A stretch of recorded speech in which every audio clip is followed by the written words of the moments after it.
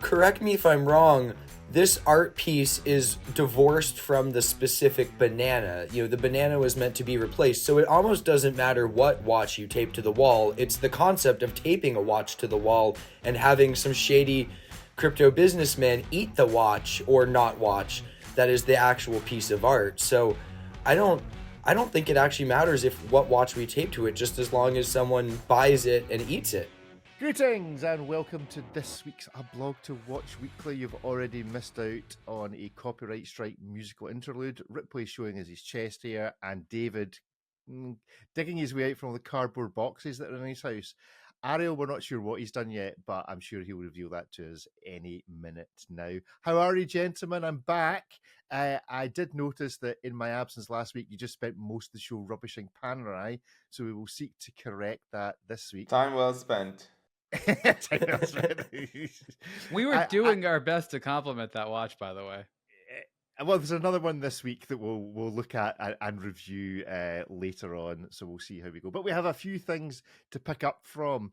Most of them actually non-watch related, so that's fun for a watch show. But when I last left you, we were anticipating what Jaguar were going to do. For anyone who's also in Britain, the same design team also appears to have been responsible for the redesign of the men's Six Nations, for those of you that are into your rugby. Thumbs up, thumbs down on what actually happened? Oh, I celebrate the sheer impracticality of that vehicle. It's as ridiculous as our favorite Jaguars from the history. Yes. It's very pink. David? I had to suffer through some sort of presentation by Harry Metcalf or somebody. It was not easy to see somebody as dignified as Harry in such a circumstance. But anyway, he somehow explained that that's a concept and that there's an actual car coming that's based on that, but it will have 4 doors or something like that. But it's all electric, so I don't care. It does strike me that, I'm just playing the video for now, so if you're on... let me just pause it right there. There is a man who appears to be wearing double-denim and a Patek Nautilus with hair that I can only describe. Do you remember the $6 million man? That's bananas. Is that... He doesn't strike me as a guy. Okay, so he's funky because one of his pockets on his denim jacket appears to be carbon fiber. This doesn't strike me as a man at the cutting edge of design. This is not who I would have put up to present this. I'd maybe put out Barbie or Ken. This is the thing. You're right with Barbie and Ken because the car is all about looks. No one has ever said anything about how it drives, nor does anybody care. Well, I thought the whole point of this was they were supposed to be producing a car that wasn't a concept car. It was only halfway. Maybe I missed the press release. Actually, this was the future. They're going to drag this out, Rick. Something we could buy quite soon. Yeah. You could buy a model of it, I'm sure. They've taken a page from our favorite watch companies. They start with some novel colors and something entirely impractical, and they slowly start rolling it out in subsequent colors and more practicality until they get to something that's utterly boring, but in this case still unreliable because it's a Jag. Does it have a Celita engine? Companies like Jaguar have apparently no idea of what makes a good electric car a good electric car. Nobody does. No one talks about it. I grew up where companies were like, let me tell you why this car is going to be good. We get none of that now. It's, you more or less know how it's going to work, and we're going to mystify you with a bunch of software which doesn't work. But here's the design for you to look at. I don't know that this is a car launch in the way that maybe the rest of us remember car launches. I don't know what this does that no other car. I know it looks different, but does it solve any new problems? Does it do anything new? That we're selling cars entirely based on looks and nothing else, I just think diminishes the hobby for gear nerds like us.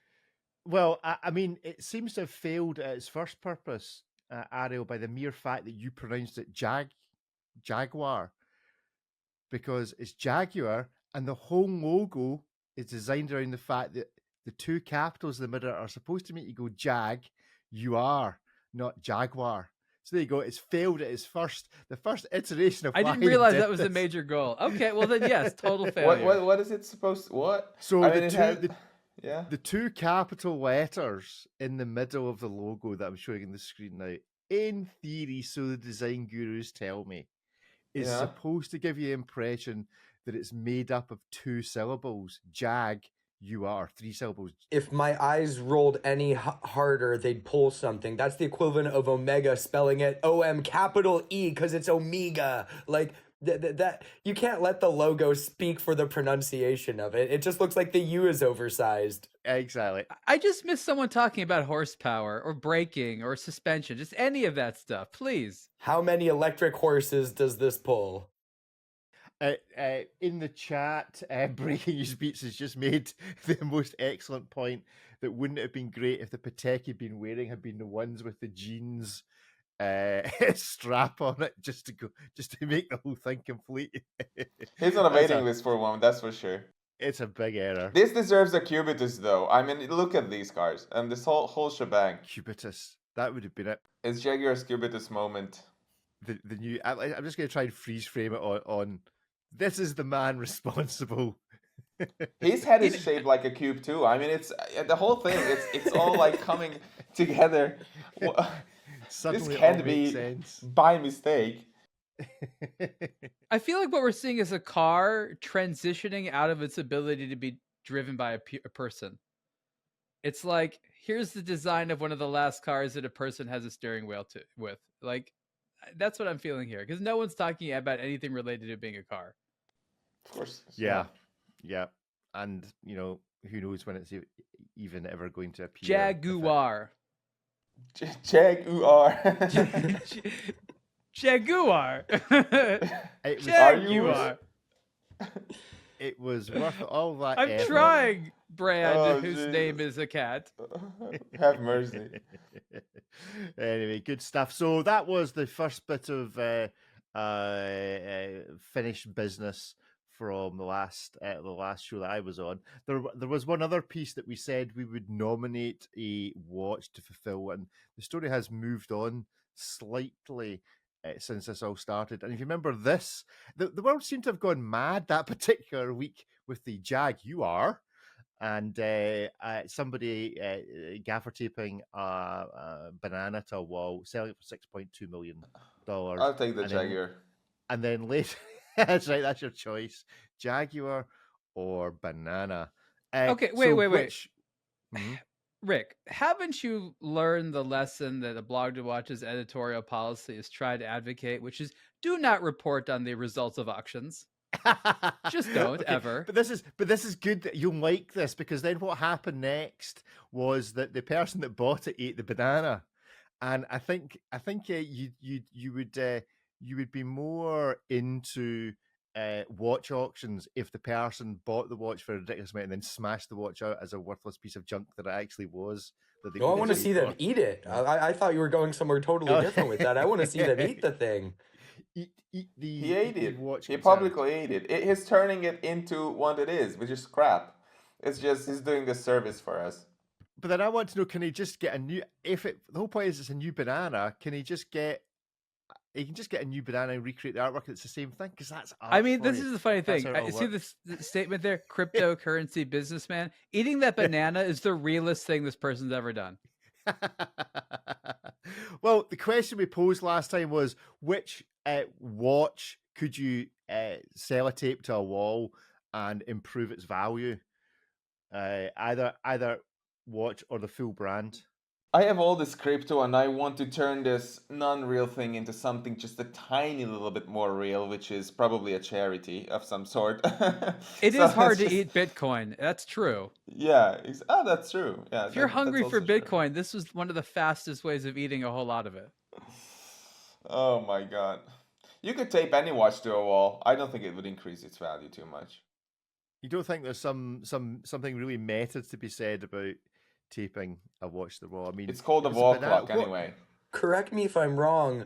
This art piece is divorced from the specific banana. The banana was meant to be replaced. So it almost doesn't matter what watch you tape to the wall. It's the concept of taping a watch to the wall and having some shady crypto businessman eat the watch or not watch. That is the actual piece of art. So I don't think it actually matters if what watch we tape to it, just as long as someone buys it and eats it. Hey, better this than rhino horn is all I have to say.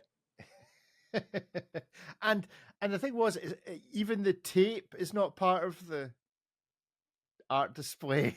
So it's actually a display of nothing because the banana's not part of it, and neither's the tape.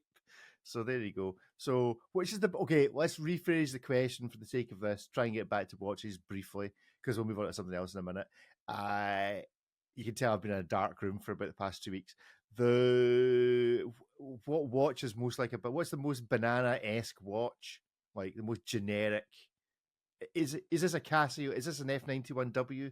I don't know, like a melty Cartier Crash. That's kind of a banana-y shape, a little bit. I don't know. Shape.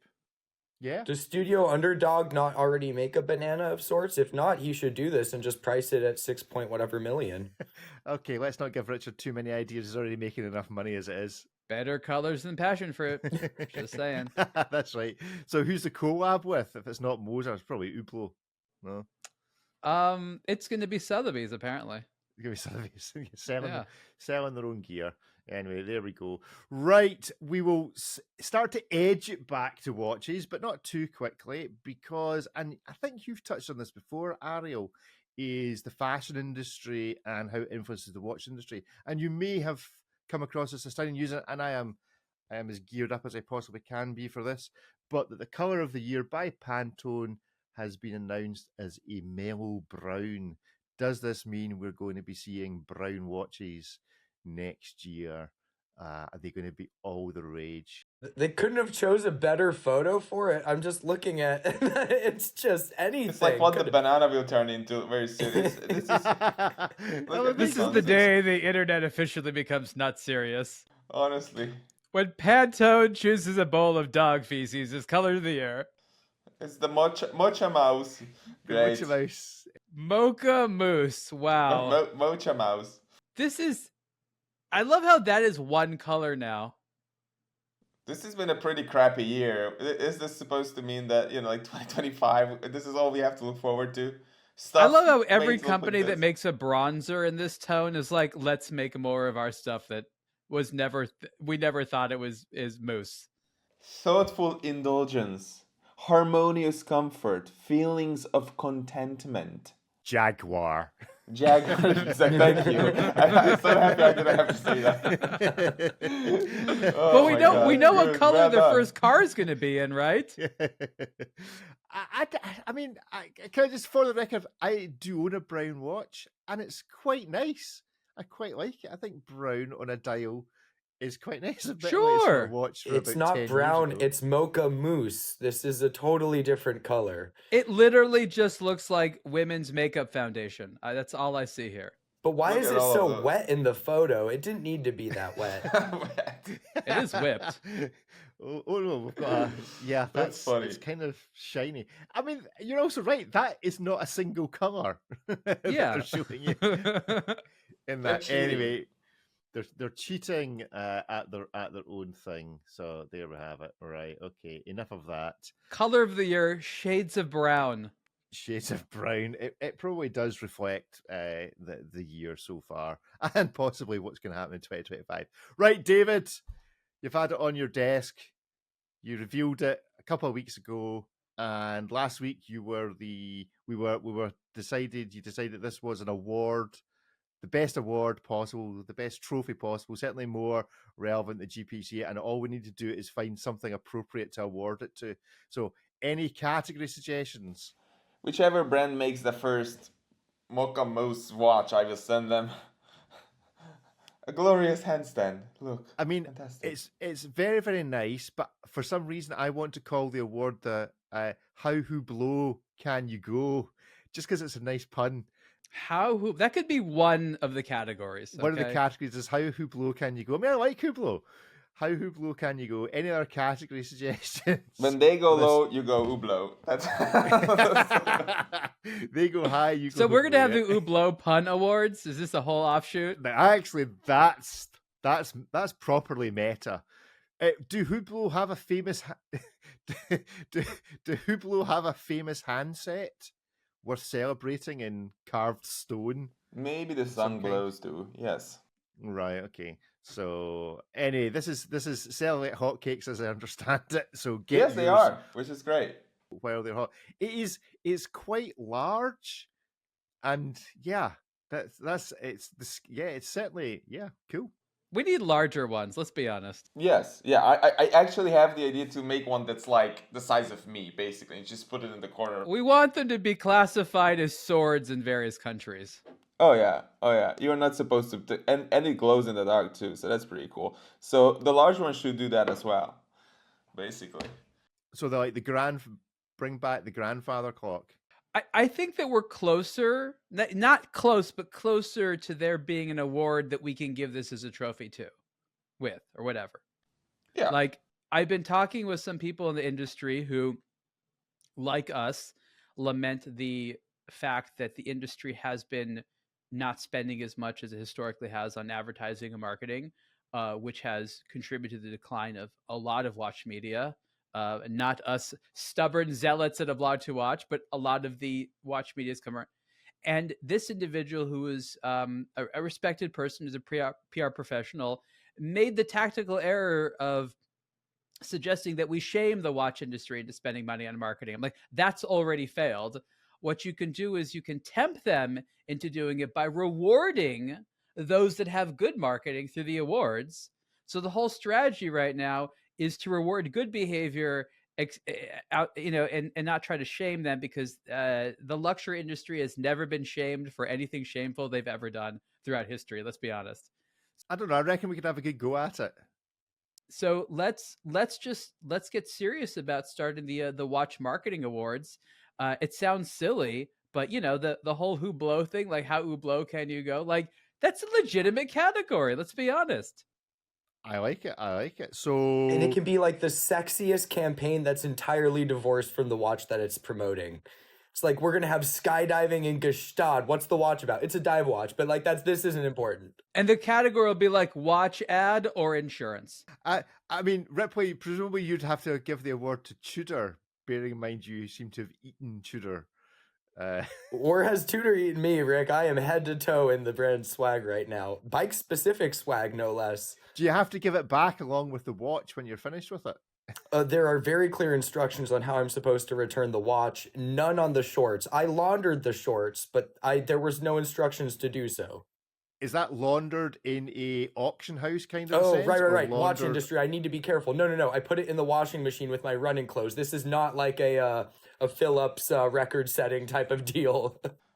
A charity auction for shorts. That's great. These are not $40,000 underwear. Well, if I was going to auction the shorts, I wouldn't have washed them. Specifically, I would have not washed them, and that we know exactly who that buyer is. That does increase the value to some people. That's true. Sellotaping that to the wall. There we go. Ripley,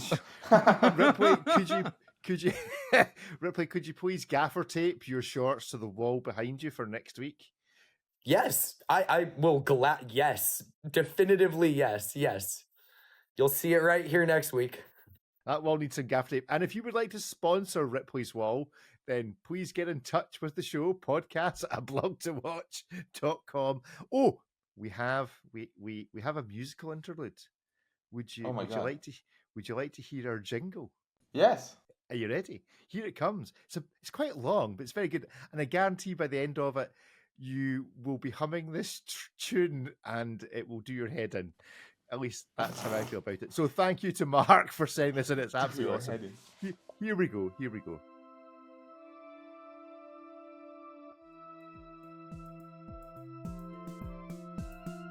You want to know, you want to talk. Let's hear your thoughts on a blog to watch. Give us a call, your paper and pen. Remember this tune, just stream it again. +44 7386690 897. Give us a call, your paper and pen. Dance it. Remember this Get your lighters out. Oh, stream it again. See this now clapping. Clap along.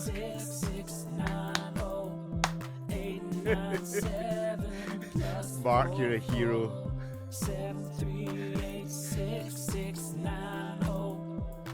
You're going to be wondering what advert that's from by the end of the day. How much longer does it go on? Oh, it's another 3.5 minutes. We're gonna have it go on loop for about 75 minutes. The way to make the music stop is by calling the number. That's right. This just keeps on going until you call the number. Don't There we forget, go. there's also the podcast at aBlogtoWatch.com, which requires no song to remember. While songs are nice, you don't need the song to remember podcasts at aBlogtoWatch.com. But if you do send us an email to podcast@blogtowatch.com, we will send you the MP3 of the song.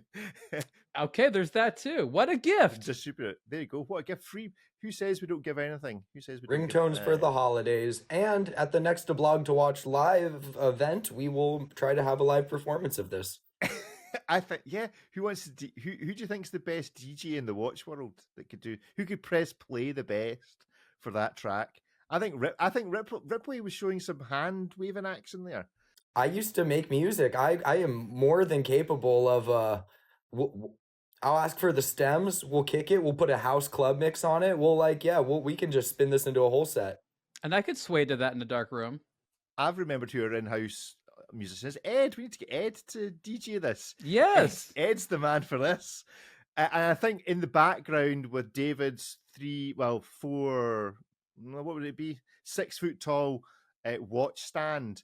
Yeah. With the DJ's head just silhouetted by the Mercedes hand glowing in the dark behind it. It's a whole vibe. It's a whole clubhouse vibe. So there we go. So that's it for our jingle. Thank you very much to Mark. If you want to hear that again, and believe me, you are going to hear it again, then do contact the show. If you don't want to hear it again, you need to send us something else to play it instead. So that is your task. Anyway, right. I Still don't remember the number, by the way. You want me to play it again? No. Well, I mean, For the love of God. If you can't What are remember you, the number, stupid, or we just could go down sleepy? The this route. WhatsApp number is No. We could go down this WhatsApp route number again. is +447-386-690-897. Now leave me in peace. I have watches, the best watches to sell, and don't believe all that fake watch media news. They're all selling watches too. There's the Donald, just in case you needed to. I mean, why do humans even make content anymore with this available to us? Listen, I'm having too much fun doing this. Just leave me in peace for a minute. I'll get over it. I'll get bored. There'll be something else that'll distract me in a minute. That'll be fine. Something else, and you'll come along. Right, let's talk about some watches. What have we actually got this week? Oh, let's seeing as we were discussing the concept of our watch award about how Hublot can you go, let's have a look at this first. This is the Hublot Big Bang Tourbillon Carbide SR Underscore. This sounds like a watch that you would love. It's got an underscore in the title. Yes, this is meant for you. I did It actually see that. says it twice on the side, I believe. By Samuel Ross Watch, Ripley. Yeah, am I Tell us a making little this bit up about on the this. side of the case? It literally says the name of the watch like once and then right over it again. That sounds right. This is the third one of these that they've done. The Samuel Ross people. Oh. Yeah, there you go. There you Two go. There we go. SRAs. That's the dumbest thing. I couldn't have made that stuff up, even if I tried. They And gotta that's keep from a you on man your that feet, put an David, okay? underscore in his Instagram handle. Yes. So tell us about it, Ripley. This is the third one. Samuel Ross people probably know from like his brand, A Cold Wall, which I think has multiple asterisks after it in the official spelling of the name. But this guy's done collabs with everyone from Nike and beyond. He won the Hublot Design Award in 2019, became a Hublot ambassador in 2020, and the first Samuel Ross Hublot model was this, but take out the carbon fiber pieces, put orange polymer in its place, and swap out the blue rubber for orange rubber, and you pretty much have the idea. Last year, they followed up with a green version where the orange rubber bits were all titanium, so it's a monochromatic watch on a green strap. And now we have version 3, where they've swapped out what was previously orange polymer and then titanium with forged carbon, and then they've updated the colorway to blue. There's a couple different hues of blues on the hands, comes with the blue strap and a black strap, but from a fundamental perspective, it's the same watch as we've seen for the past 2 years. now in blue with carbon, and just like its predecessors, it is a limited edition of I believe 100 pieces, and it is naturally more expensive than both of its predecessors. So what do we think? Where is Hublot going? Is this just? They're going the B route. Yeah. This feel. I don't know how I can say that this feels unimaginative, but it does. It's comfortable. Is it? I mean, all Hublots are comfy. This is cool. I like the profile. I just find some of the like little details that try to make like the name twice on the side unnecessary. The like random color blue hour markers that aren't symmetrical unnecessary. Like there's something here. They just fixed it a little bit. Other versions done it better. The blue is nice. But I feel like there's too much insider baseball. I feel like Mr. Ross is like, oh no, me and my buddies, only us are going to know about these hour markers. And like, that's just unnecessary. I find that the more I see these collaboration watches, the less I want to see them having like a bunch of unique Easter eggs for the people that did it. I want it to be more mainstream. I want these collaborations to be for everyone as opposed to the few. Yeah. I mean, it's a nice blue, but it's no mocha mousse. So, Thank God. This would have looked awful in brown, by the way. Let's be honest. Most things probably do. Collaborations. I mean, is 2025 going to be the year that collaborations stop being a thing? Or have we got another year of endless collaborations where neither party probably makes that much money out of it? Is it just easy? Is it still easy marketing? You were talking about marketing, Ariel, earlier on. Well, remember how long it takes to make a watch, right? So the collaboration trend has been the talk of the town for the last several years. And these watches can take between 1 to 6 years. So like if 2025 is the year that collaborations die, that means in like 2029 we'll stop seeing collaboration watches, if that makes sense. Right, okay. Should collaboration watches die? Is it becoming a problem? Are we on the early signs of it being a problem? Watches instead of advertising and marketing should die. That should die. But collaborations in general, no, it depends on the collaboration. Some are amazing. There's a lot of dumb, lazy ones out there, sure. Look, these collaborations have been almost solely responsible for the originality we've seen in the industry, right? Especially from the big brands. Without them, there'd be so much less originality. So I don't want them to die. I just want brands to stop pretending like this is a way around actually advertising your brand. Ripley, David? Yeah, I think the concept of a collaboration in any industry has a lot of merit, and it's a great way to kind of have a product that exists in two separate worlds while playing to both of them. It's a great way for brands to infuse uncharacteristic design languages in their own catalog without doing something that's just straight up uncharacteristic. So I don't want them to go away, but I just want them to be a little bit more intentional. Like Ariel said, just because something's a collaboration, that's not in lieu of a good product or a cohesive marketing campaign. Without some reason for this collaboration happening in the first place, or even communicating what that message is supposed to be, it doesn't really matter how good the collaboration is. It just it can be a great product, but it doesn't necessarily explain what it is. So I think a lot of the tired collaborations are just that. It's a lazy collaboration. It's two brands teamed up to share the risk and split the profits, and it doesn't really evolve the end product. But I think when collaborations are done right, I think it's a great thing and can result in some really interesting pieces that you wouldn't otherwise see. But it's when the collaboration just results in a new dial color or something of an existing model that it's like, okay, well, maybe not then, let's look elsewhere. On the basis that our new watch awards, every award has to be a pun. David, what would be the pun for the collaboration award that we'll give out? Any good ideas? A pun? What do you mean? Well, how Hublot can you go? Yeah, that's a good one. I think we can stick with that.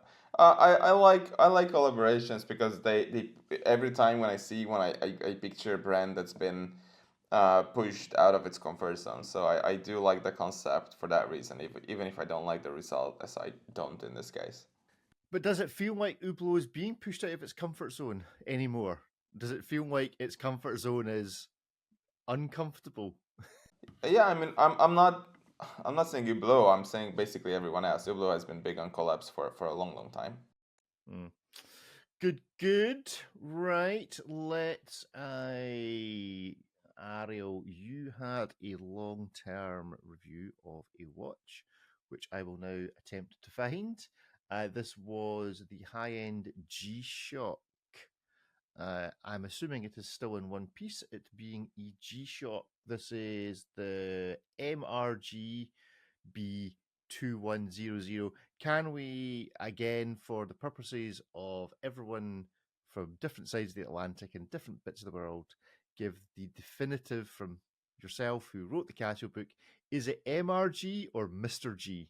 These are the It's all of the important questions above. we It's ask. whatever you want it to be. It's whatever you want it to be. Okay. I mean, it's Mr. G, but it's also the MRG B2100. Okay. And Well, then there's what other would you letters say and if numbers. you were talking about this watch? Would you call it a Mr. G or an MRG? I call it MRG just because for me, Mr. G is the sort of like silly fun way they did it. Like, oh, we always have letters and numbers, but look, we just did the letters as Mr. G. Like for me, that was like the insider way that they would speak about it, not necessarily how they wanted consumers to talk about it. For me, when I hear Mr. G, I think Mr. T because when I grew up, and I don't know that's the association. I mean, I guess he was a big, loud guy, and the watches are too, right? But I just, for me, Casio is a wonderful letters and numbers brand. More letters and numbers required. So, how did you get on with it? I thought this was a really cool watch, and one of the things I discussed is if you have familiarity with some of the several last generations of MRG, this is something totally different. This basically takes a profile that you know and like and tries to make it as cool as possible, which they sort of did with the digital version, though I think that there's going to be a little bit more of a wide audience with this analog dial. It's about as un-G-Shock as you can get in a lot of ways from design, though it still has to say things like protection on the bezel for some random reason. You know, the dial is about as For your comfort. withheld in terms of extra features. It doesn't have a lot of connectivity. It has Bluetooth, of course. It's a fundamentally different beast than the other types of G-Shocks, MRGs, which is like throw in features, artisanal craftsmanship, the same way that people were making swords and things like that with all the different hand hammered this and that. This is just a fundamentally different beast. What you get is a very worry-free package that sort of like combines futurism with traditional profile. It's a very well-rounded watch. There's no one area that it does anything better than any other watch, but it's cool. I found myself wearing it a lot. And what I like about watches like this with a lot of other Japanese watches is like you don't have to worry about it being on time. It's solar powered. It updates the time from your phone. It's just so nice to have a watch you can just sort of pick up. I think that the price is an issue. It's not that it's overpriced. It's just that I think that somebody made a comment where like your average Seiko Astron that has the GPS functionality and also is titanium is like half the price. Like Casio for this thing uses like two exotic types of titanium. The bezel is supposed to be something called Cobarian, which is like a titanium that you can polish up like platinum. It's like really hard, so you have a nice polish. So they did a bunch of exotic things with materials, but like I could give you this watch and not tell you anything about these exotic materials. You'd have no idea. You're like, oh, okay, I didn't know. It'd be scratch resistant and stuff like that. So there's a lot of secrets hidden in this watch. I came to like it a lot. I think it's great that it's a crown, right? Just like traditional watches, but it's a weird kind of hybrid thing that tries to straddle a bunch of lines. And if you're not like a dedicated watch lover, it can be hard to know what this watch is all about. But again, I found it very satisfying. Quick question. Is that a manufactured S that's in it? Or Yeah. is it because it's a sample and so somebody scratched it in? No, so for years, Casio has been stamping this same exact letter S, which never shows up properly on lots and lots of internal watches. These are some of the ones they send out for review and things like that. So yeah, that's not a scratch. I just think it's funny that they talk about like how durable it is. I'm like, but was that S put on before the coating? Like, it's hard to know when that S was applied. That was kind of my question. Who's responsible? Is this one of these jobs they give to the 14-year-olds in Tokyo of scratching the S's out on the back of these watches? I don't know. It's a machine that does it, and I've seen hundreds of Casios that have it on there. But yeah, I guess you'd have to know what that is. But yeah, that S stands for sample. It's just S stands for sample. Yeah, that's cool. Which is weird considering it's Japanese. You'd think they'd put. I mean, what's the word? What's the Japanese word for sample? I don't know that. Sorry. The rest of the watch is in English. Why would they put the one marking it for sample in Japanese? Everything on the case back is English. Yeah, you know what? An excellent point. A very good point. I've never actually considered that. I've never actually considered that all of the watch is in English. I'd like to actually see some Japanese on a Japanese watch for once. That'd be nice. I'm having a moment. I've never considered that. There's actually no Japanese on the Japanese watch. I mean, every time that they have a chance to put French on a watch, the French or Swiss do. Oh my god! Every opportunity. That's really, and you don't get. Do you get any G-Shocks? There's got to be some out there. There's some of those little indie brands now that have a little bit, but yeah, like you take your average Seiko, Citizen, or Casio, and you'd be hard pressed to find any that have kanji or anything like that on it. Mm-hmm. My gast is flabbered. So yeah. Have you tried on the award-winning Raymond Weil Millicene wristwatch? What started with the popular Millicene Small Seconds model has grown into a family of watches that includes the sporty Millicene Chrono and the emotive Millicene Moonface. The neo-vintage Millicene timepiece platform is built on Raymond Weil's long romance with timeless design and industrial art. Celebrating all that has aged well, the Millicene is a thoroughly modern and accessible mechanical watch meant for devotees of classic horology by promoting traditional comfort, legibility, and proportions. Discover why collectors just like you praise the versatility and poise of the Raymond Weil Millicene collection that comes in sizes ranging from 35 to 39.5 millimeters wide. Geneva-based Raymond Weil is a family-owned and operated company that for nearly 50 years has been celebrating independent watchmaking for enthusiasts everywhere. Visit raymond-weil.com to see more. Thanks. There you go. Right, we're going to move on and play Hit Miss Maybe. So let's see who is in the waiting room. I can see Ralph there. I don't know if anybody else is kicking about. Good morning, Ralph. You are live on the show. I don't know if the other two gentlemen are kicking about yet. We're expecting others. Good morning, Ralph. How are you? All good here. Ralph, had you appreciated that G-Shocks don't have any Japanese on them? That's just, my mind is blown this morning. I'd never actually thought about that. That's a brand new thought. It's not often you get brand new thoughts, but that was one. If I would have known that, I would have taken all my G-Shock gear on, all my swagger. So. That's right. We'll need to send out a new note that anyone appearing on Hit Miss Maybe has to try and top Ripley for the amount of gear they've got. Guy always has a bit of a try. Good morning, Guy. Good morning. Kevin. Morning. Excellent. Right. Well, we're gathered for Hit Miss Maybe. I'm tempted to say to these gentlemen they might need to hear the jingle because they've not heard it. I'd love to hear the jingle. How much money will you pay me Make not yourself to play the comfortable, jingle please. again? Yeah, prepare yourself, gentlemen, for the I'm desperate to hear the jingle. experience of the century. You want to hear the jingle? Be. We'll play. You'll play be the desperate jingle again. afterwards. You'll be desperate afterwards. Here we go. Here comes the jingle. Here it comes. Come on. Here we go. Remember, get your hands in the air. Wave them like you just don't care. You wanna know, you wanna talk. Let's hear your This is Mark. thoughts on a blog to watch. Give us a call. Your paper See? and And pen. I don't see the second Bells time. tune. You're already going. Just stream it again. It's a complete earworm. I'm warning you. Give up for Ripley. David's in shock. Give us a call. David needs some sugar. Remember this tune or stream it again. I think, Guy, that not take your fancy, Guy? DJing?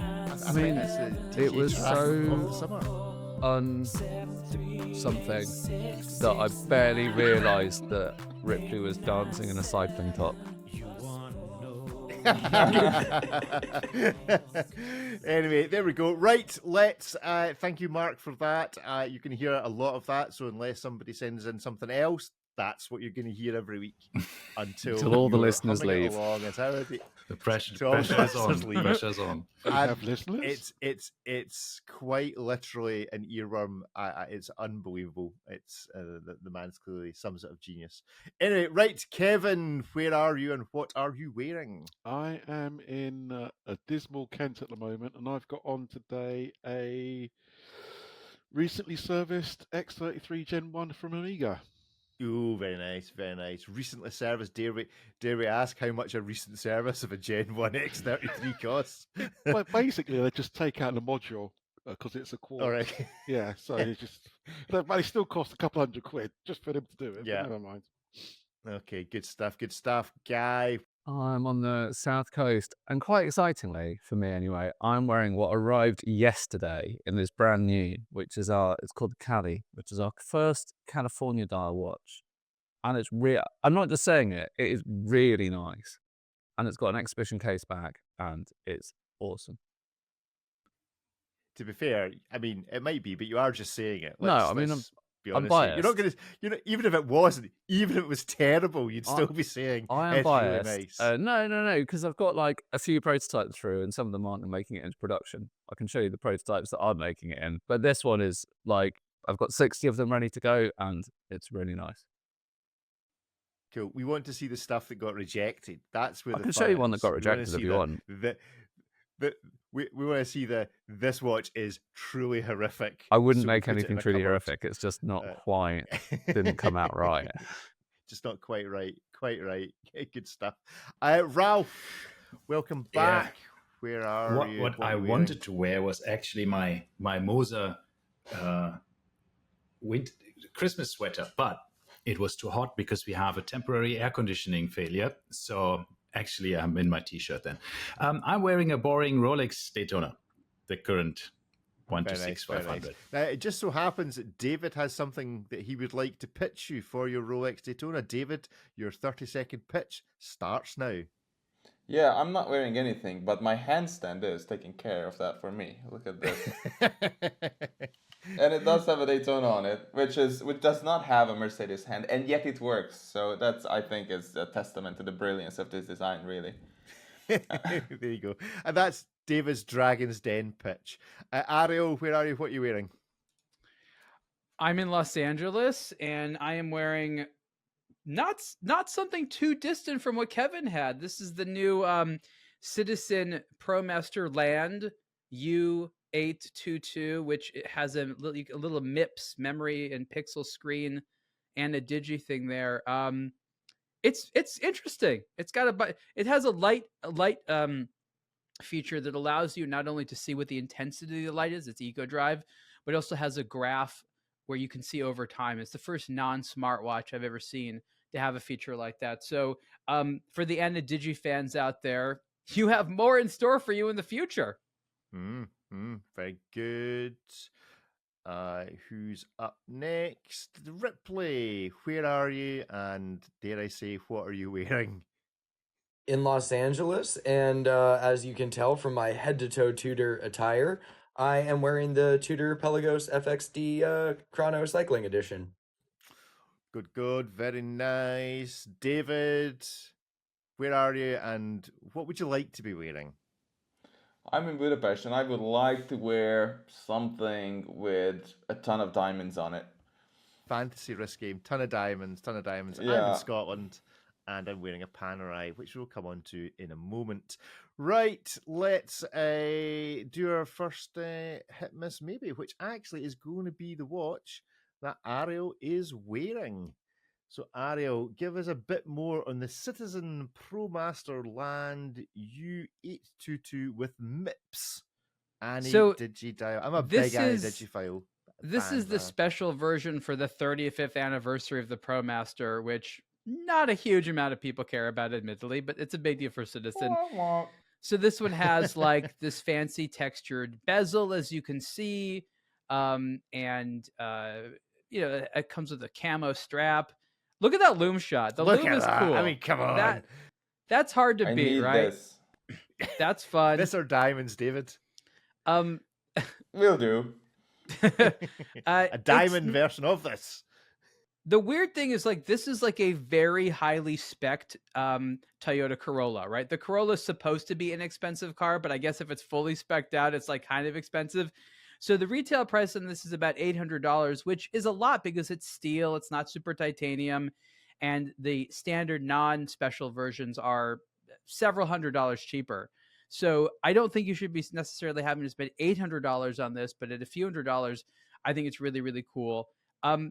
I did mention that I had to consult the manual to figure out how to change modes. I tried for like 15 minutes how to figure out how to put it in chronograph mode, and I couldn't do it. And that's a pretty simple thing to put it into chronograph mode. I had to push something and then push something again. It wasn't exactly, once you figure it out, it's not so bad. But it's very legible, which is a great thing. It's got a couple of little quirks, but I think what's important about it is for all those people that like the high functionality non-connected watches. If you don't want Bluetooth, if you don't want any type of GPS thing, if you just want it to be a self-contained watch that, I mean, obviously it takes solar power and light to power it. This is a watch for you. So it builds on a legacy of Citizen watches. And look, there's a bunch of pilots out there that have the cousins to these, or the Navahawks. That are their pilot watches. So I think the MIPS will eventually come to those. But this shows real technical innovation that's happening at Citizen, not for a several $1,000 watch and things like that, which I think we can all applaud. So not necessarily for every day, but it's generally fun. And it has that kind of machismo thing that we like, right? Good. Right, on the count of three, machismo, give it a vote, a hit, a miss, or maybe 1, 2, 3, go. Hit, miss, maybe, hit. Right, let's go very quickly. Guys are already looking sick to his stomach. He's just looking sick. It's not the camo. It is genuinely, it's not the camo. It's not the camo. Kevin, go on. Well, Arrow had me at camo stripe. Come on. And it's only digital. Say no more. Here, all day long. It's satisfying. For someone that likes that, I mean, Kevin's going to be a happy man with this watch, no doubt. Yeah, good stuff. Good stuff. Right, Guy. Guy, you have an Sock it to opinion. us. Do you want to see it again while you're saying it? Feels like it's like a tower on your wrist. How big is it? I mean, it looks massive. It's 15 or so, maybe 14. This is the first. This is a momentous occasion for Don't you want people to notice if your anyone timepiece? is like really paying attention. This is the first time I've given a black case watch a miss on this.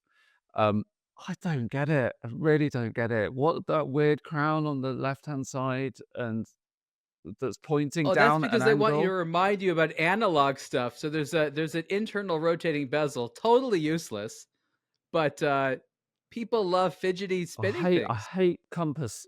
I hate compasses on watches because no one can use them and no one knows how to use them. Don't worry, it doesn't have one. Just the indicators. Yeah, I mean, exactly. I mean, even if David added diamonds onto it, I couldn't hate this more. I just don't get it. I don't get why you. Doesn't the Lume Shot save it for you though? No, because I think the Lume Shot's quite complicated as well. Like, I don't think it doesn't make it like easy to tell the time with the Lume Shot. Like, that's not the point. You're supposed to feel like you're in a cockpit, even though it's a land watch. A land cockpit. Imagine that. No. I mean, if people like this thing, maybe it's just not my area, but I don't get it. It's horrid. I just don't get it. Sorry, Citizen. Oh, guy. And I don't get the weird camo, but we all know I don't get camo. Yes. Right, let's say who's next? Ralph. Well, for me, it's a hit because I just love that. I have a very dear old Citizen, I don't know what it was, but also Echo Drive, and with lots of functions that I still have and I still treasure very much. So it's really close to my heart. I think there should be more stuff on it. I would love satellite wave and all of this other functionality. I am with you with the compass bezel. I tried for hours here in Dubai with the compass bezel to read the time. I thought, maybe Northern Hemisphere is wrong. Maybe I should do the Southern one. And after hours of useless, and I thought I'm stupid, right? Because it didn't work. I figured out that, well, if you are close to the equator in the tropics, you're out of luck. It doesn't work. And so I said, 5 hours of my life I never get back. So, yeah. Yeah, and at least you were able to chronograph time, how many hours it was of your life, accurately to within a millisecond. That's good. Up here, you have the opposite problem, which is we could use it, but we can't see the sunshine. Ariel, you gave it a maybe. It's a strong maybe. I wear it a lot. I want this thing to be super titanium. Like, you can get a Citizen watch for super titanium for like $300. You know, the steel is comparatively heavy. It just begs to be in super titanium. Also, the backlight for the little screen is that kind of like orangey color, and it's like the same light that they've been using for like 20 years, and it's not that bright. It's okay, you see it, but like when the Casio one has like that very even illumination, that's like I think they call it super LED. It looks really, really good. This is like, okay, guys, you put the MIP screen in there, but you have the old backlight from the old LCD one. It's like, come on. So I feel that this is a transitional product. That's really what I get. That Casio, I'm like Casio, Citizen wanted to come out with, an affordable one. But like what we're waiting for is the one that we're talking about with the Bluetooth, with maybe some GPS, super titanium, all that. Hopefully, it's like 3 millimeters thicker. Okay, then we're talking. Let's Ecozilla this baby. Ripley. I said it's a hit. I like these things that Citizen does where it's like almost a caricature of like a sport or tool watch, but at the end of the day, it is very capable. I agree with what everyone said, except Guy, the camo strap's awesome. I just quite like the strap. I don't know what to tell you. The bezel, the camo bezel, it looks a little bit more like tiger stripes than anything else. I don't know about that, but I think it's funny. Like Damascus steel kind of look. The dial is what's camo in the strap. The bezel is not strictly camo. I like it. I agree. It should be titanium. Put more features in it, because once you're putting a little Annie-Digi screen in there, go for it. Go for the moon. Like, do the X33 thing. But yeah, I think it's a hit. I don't know if it's necessarily the watch someone would wear every day, but I love that Citizen still does this type of stuff. And I think it's just such an interesting pillar in their catalog that even if you wouldn't necessarily wear it yourself as a daily watch, you kind of have to appreciate them that they still do this stuff and want to move the needle forward in the realm of like sport and tool watches without just outright making a smartwatch, which they also do. David? I can't not like these, even though I would probably buy this, wear it for a week, and then put it on a shelf and never wear it again. I'm also at odds with the functionality that it has a bunch of functions that yet none of those are on hand when you need them. So that's I think an issue.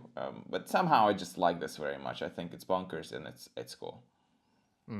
And I just like Kevin, you had me at Lume Shot. You had me at Lume Shot. Before we start, can I ask Ariel, does the crown stick out past the lug protectors, or is that like in the shot? The lug protectors? Sorry, by the crown protectors. It's like the crown, it's got crown protectors, but the crown is wider than the crown protectors. Well, the thing is, you push in the crown as like a button. So it has to be able to be depressed. It has to have room for you to depress it in. It looks like it should be able to be screwed down, but it doesn't screw down. That's what it's bugging me, that it looks like it should be able to just be screwed down. And it's really bugging me that the other crown on the left-hand side doesn't have knurling, and the three on the right-hand side do have knurling. Okay, but, it's a miss. It's a miss. Sorry, I was trying to work out the crown protector thing, and it looks weird. Well, the funny thing is this, and this is the instructions, which I was forced to read, actually discuss screwing down the crown, but I guess they have those instructions, that apply to several watches, and not just for this one watch. So it's very confusing because like you're sitting there, you just keep depressing. You're like, come on, screw in. Because it would look better. These pictures would look better if it was screwed in. I know, and the instructions strongly imply that it does. And maybe I'm wrong, but I've attempted it 45 times or so. It's still not screwed down. There's a bit of gaffer tape looking for a banana that's free that can go onto this. One quick question though. So maybe this is the watch that needs the gaffer tape to the wall to hold the crown down for the full. I have one quick question. The contrast of the MIP display, is that something that you enjoy? Is that good? Because especially with the negative ones, it's always challenging sometimes to read the. I'll just put it this way: it's vastly superior in legibility than an LCD of that size. Cool. That should be in the Casio, the next version. Yeah, I mean, Casio's gone full MIP screen, right? So they've done the full thing. This is them going a little bit. I think this is the first time we've seen these subsidiary screens with the MIPS. But I agree. It's a great technology. We're probably going to see more of this for sure. Good. Right. Next up, this is a little watch that David had reviewed. The Omega Seamaster Diver 300-meter watch in titanium and bronze gold, because what Omega needed in the 300-meter dive watch was more types of material. David, what do you reckon?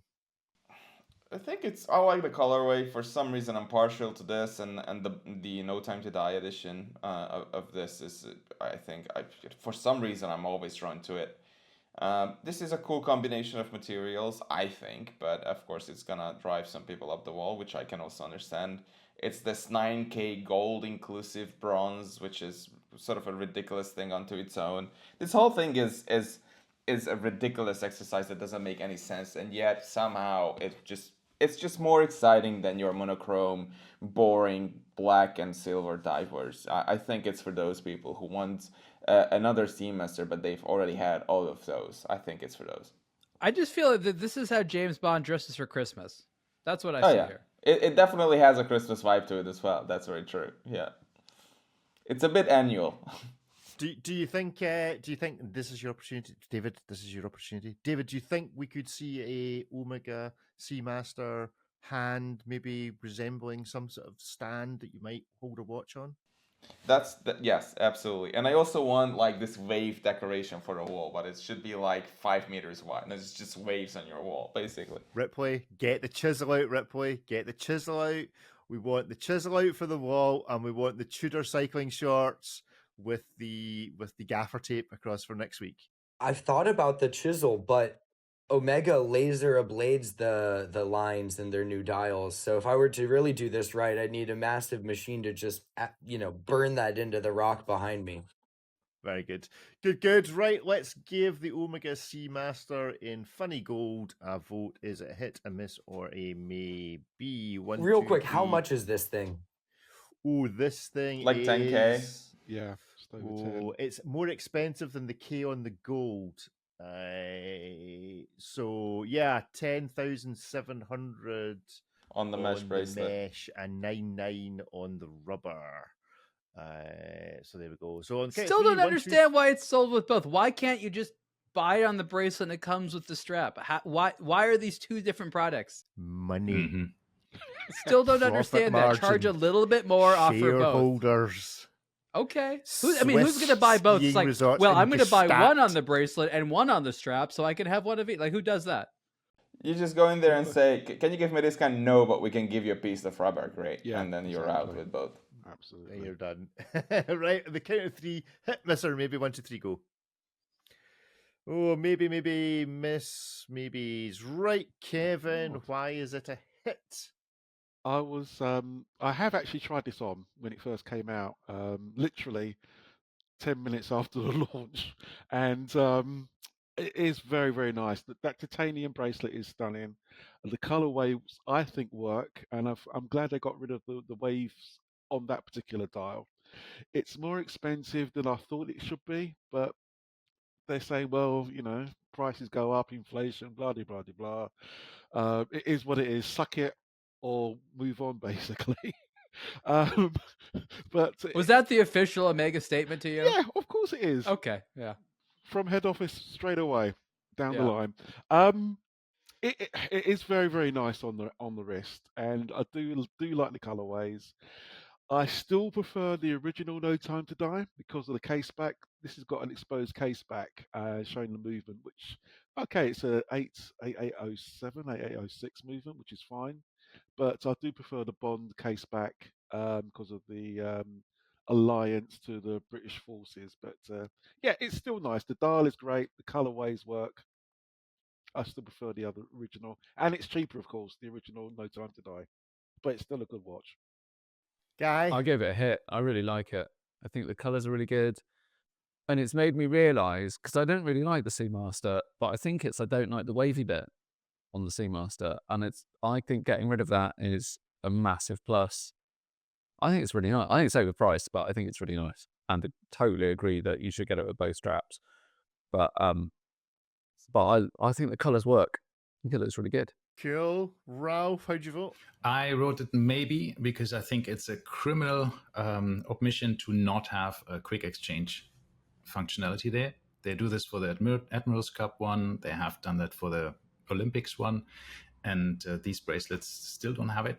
And I think they should just get it across the line because it's a lot of fun, especially with this colorway, to change the bracelets. And yes, I agree, there should be both in the box. And I had a two-tone version. I mean, to be fair, you could probably fit another bracelet through that gap that's between the beads of rice strap and the case. You can just put a strap over a strap. Your backup NATO.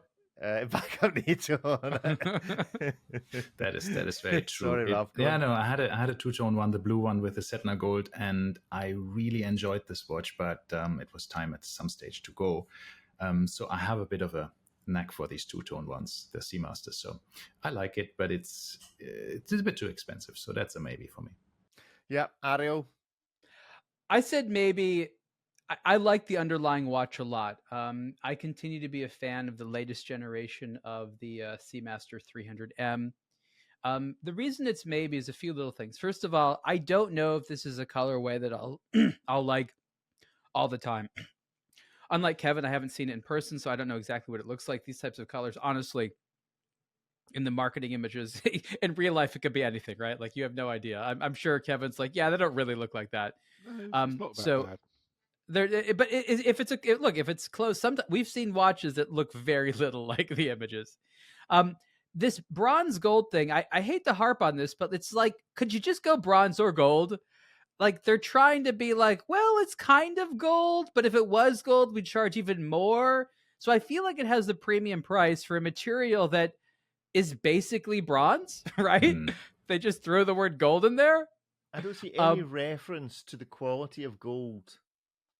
Yeah, like there's if it's bronze gold, it's like what, 9 karat or something like that. Yeah. That they say, which is, it's less than half gold. But I'm kind of in the same camp. For a watch that's 5 figures, you should just go ahead and give us the real gold. Yeah, just give us the gold. So that's another thing. So I just be sitting there staring. It's like, I don't know if I just wanted to go like the kind of, bronze that has the tarnishing and that kind of fun thing, or just gold, because I don't know how I think bronze gold just looks like bronze. It doesn't have the sheen of gold necessarily. So it's a little thing. So maybe not my favorite version of this watch, but overall the underlying watch, plus is it's titanium. As everyone said, the bracelet is great. And while I don't mind the waves, the more matte dial there, it is a handsome look. Ayo, Ripley. I like the colorway. I like the Seamaster Diver 300M a lot, both the regular ones and the no date spin-offs of the No Time to Die. I don't know if it's the colorway I'd want, and I think I would just rather have 18 karat rose gold components like the standard Seamasters.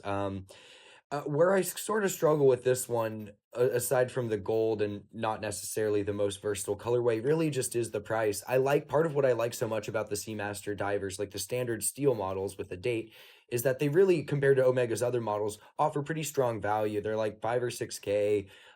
You get a date, ceramic bezel, ceramic dial, 300 meters, master coaxial movement, all that good stuff. And this, it seems like they're doing the Ferrari thing where we're going to give you like lighter, cheaper materials and less features, but we're going to charge you more. So it is titanium. Yes. You don't get a date. Okay, that's fine. The dial's aluminum instead of ceramic, and we haven't engraved it. And I don't know what the bezel is, probably aluminum on this as well. So from a material standpoint, aside from having titanium and some bronze with a little higher gold content, it just seems so much more expensive compared to the standard steel models. And then even if you compare this to the No Time to Die, you're paying a pretty handsome premium for what effectively amounts to a little bit of 9 karat gold. So it really just is kind of a price point thing for me, where I think this color would do really great as a $5,000 watch.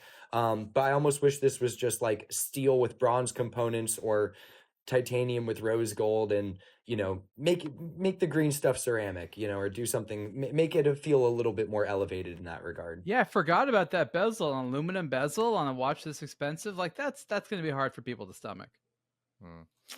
Hey, David. I think it has an aluminum bezel for the same reason it has this colorway. It's just to mix things up. They could have added ceramic all the same, and it would be the same watch. I genuinely believe it's more like people are bored, so let's just try and mix things up so that they have a reason to buy this, because they have no reason to buy any of the other ones. And for this reason, I gave it a maybe. I mean, if you like this one and you're bored with all the others, sure. It's kind of a developed taste, this colorway, but I kind of like it. Yeah, why not? It's a bit bloated, a bit too large. I wish that they would make it slimmer and just, better proportioned still. A little bit. It's high time that Omega actually revisited this design and made it 12 or thinner. I think they could do it. No, I give it a miss because look at the gaps between that beads of rice bracelet and the case. That's just not acceptable. It's not acceptable behavior at all from Omega, and the price. It's the unintegrated bracelet design. It's the unintegrated bracelet design. Goes against the trend. Someone it's minds as close the gap. as they could get.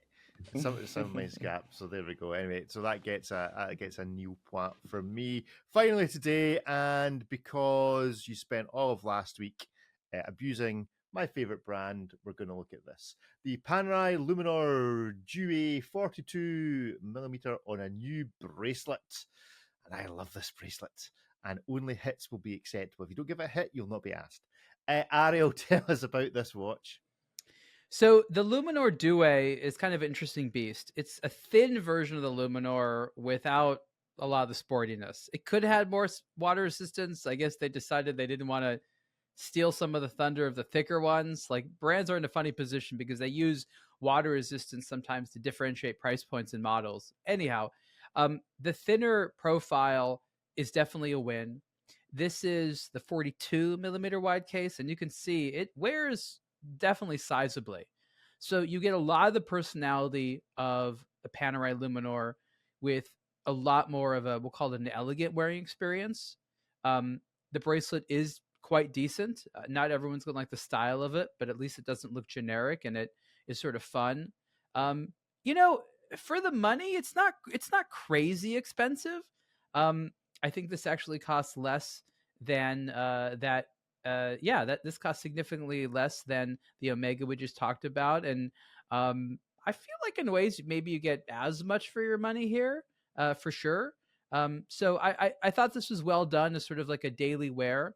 This had the burgundy red dial, which I found handsome. It comes in, of course, blue and a couple of other colors, but I had never worn a Panerai with this type of color before. And it's a versatile enough dial to look good in different ones. 50 meters of water resistance is not great, but that's again a different story. Still wears kind of bulky, but I actually think this is a very decent, and in the scheme of things today, not overpriced Panerai. A not overpriced Panerai, mighty praise indeed. But for all of the rest of you concerned, is it to hit, is it to miss, or is it to maybe 1, 2, 3, go? Hit. No, it's all hits. That's unbelievable. It's all hits. That's Kevin's giving it Changing 2 votes. thumbs up. Nice try, Unbelievable. Unbelievable. Right, Kevin, why is it whatever it is?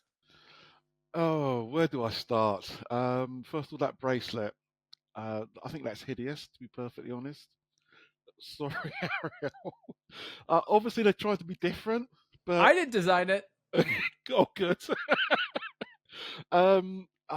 I don't know where they're coming from with that particular bracelet. Obviously they want to be Crown, different. they're coming from It's the the crown crown. protector. It's the crown protector thingy. Oh no! Oh, that's horrible. No. Oh, Right, you're no, banned. No. Kicking you off. Sorry. The good thing is, Guy, it's a what did you think? Yes. Guy, how'd you I vote? agree with Kevin on the bracelet. No, hold on, Ralph, because how'd you I've got vote? a more important point to make, which is why it nearly got a miss, but I think Rip would never speak to me again. How, I actually really like the look of the dial. The dial is nice, the body of the watch is nice. The bracelet, you've tried to do something new. I don't think it looks very nice, but it's hard to come up with a new bracelet after like decades of watchmaking. But how can Panerai, with the big lug cover and everything, have a 50-meter water resistance? That is just ridiculous. Shame. No, it shows you that lug protector does nothing other than protect the crown. Or it's not lug. Why am I saying lug? It's not about water resistance. Although it was invented for that, which is just The whole brand's identity is based around like underwater tools, and then they make this thing with 50 meters that still looks like the underwater tool, just has none of its capabilities. Yeah, makes no sense. Makes no like sense. that's just stupid, and it's not that like just make it better water resistance. It's not that hard. Well, and they can. It's not like they don't have the extra material. There's all sorts of dress watches that are like at 100 meters, like any Seiko Presage, any of the dress watches I've reviewed recently. But like 50 The meters. irony is they would have needed to have a screw down crown to give it the 100 meters of water resistance, and the screw down crown plus this thing would have just confused everyone. So they were really kind of stuck there. Would they have needed a screw down crown? They've got the other Luminors. Yeah, the other Luminors, they managed to get 100 meters, 200 meters, 300 meters. Like there's just something. Well, none of them have screw down crowns, the Luminors, right? Like even the submersibles, it's the lever. Maybe it actually is 100 meters, but they were afraid to say so they wouldn't steal too much thunder from the other ones. Like That makes it twice as stupid. Yeah. Exactly. That's why it might be true, because it's twice as stupid. Ralph. Yeah, for me it's a hit, but I totally agree on the water resistance. A Radiomir has 100 meters, and that doesn't make any sense if that's only 50. So I had the PAM 352, so that's the it's a 44 millimeter one, thicker, and 300 meters water resistance. So in titanium, I love that watch, but I think 42 is the absolute perfect size. I think that's great. And also the slimmer case, this will wear so much better. So I really, really like this watch. And I think I'm still in the market for a submersible Blue Notte with auto 42 millimeters. Water resistance Zin does 10 millimeters, 500 meters. So this is really... That's a shame, but they must have figured out that nobody actually wears them even in the bathtub. So, Ariel, I gave it a hit. I found this to be a genuinely enjoyable watch. Again, you have to have it sized properly, because it still wears bulky, but it does have a thinner profile, and it is remarkably more comfortable in that thin profile. It's like if you've only worn the thicker Panerais, there's a novelty of having a thinner one on your wrist. The bracelet has some interesting features, and one of the features I like is they wanted to make it easy to size, but they also didn't want to have the issue where the screws gradually unscrew if you don't glue them with Loctite, which can be an issue. So there's sort of an interesting screw design. You have to take it apart and see what I'm talking about, but I really liked what they did, where they tried to, again, make it easy to size with one-sided screws. Those like double-sided screws that everyone hates to do. You end up scratching it and you use those weird tools, but that also is designed not to easily unscrew. So there's a lot of little features in there that I think work well.